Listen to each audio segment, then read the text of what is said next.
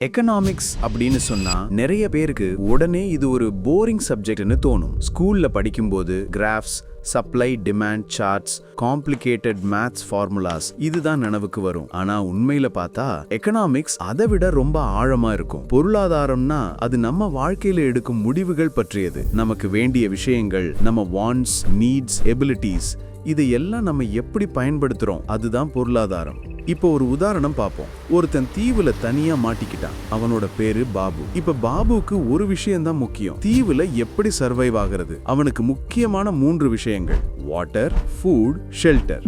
ஆனா அந்த தீவுல கிடைக்கிற பொருட்கள் ரொம்ப குறைவு. கோகனட் ஃப்ரூட்ஸ் ஃபுட்டா யூஸ் பண்ண முடியும். ஆனா முக்கியமா ஒண்ணு இருக்கு, அதுதான் பாபுவோட நேரம். அந்த நேரத்தை எப்படி பயன்படுத்தணும்னு அவன் முடிவு எடுக்கணும். அதுதான் பொருளாதாரத்தின் ஆரம்பம். அவன் யோசிக்கிறான், முதல்ல தண்ணீர் தேடலாமா இல்ல ஷெல்டர் கட்டலாமா?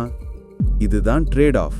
ஒரு முடிவு எடுத்தா இன்னொரு வாய்ப்பு போயிடும். பாபு முடிவு செய்யறான், நான் 3 நாள் தண்ணீர் இல்லாம சர்வைவ் பண்ணலாம், அதனால முதல்ல ஷெல்டர் கட்டிக்கிறேன். வேற யாராவது இருந்தா அவங்க வேற மாதிரி முடிவெடுத்திருப்பாங்க. ஆனா அந்த நேரத்துல பாபுவுக்கு அதுதான் சரி என்று தோணுது. இதுதான் பொருளாதாரத்தின் அழகு, இண்டிவிஜுவல் ஜட்ஜ்மெண்ட்.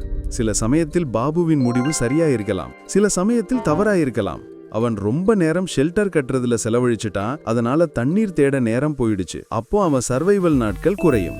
இங்க ப்ராஃபிட்னா அவன் தீவுல சர்வைவ் பண்ண நாட்கள், லாஸ்னா அவனோட உயிரே.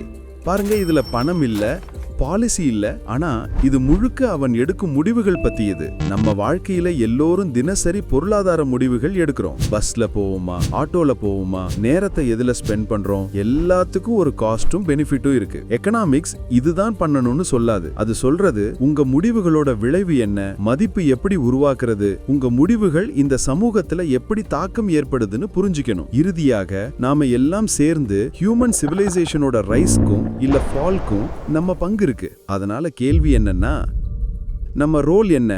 நம்ம எப்படி நம்ம சாய்ஸஸ்ல வேர்ல்ட பெட்டர் பிளேஸ் ஆக்க போறோம்?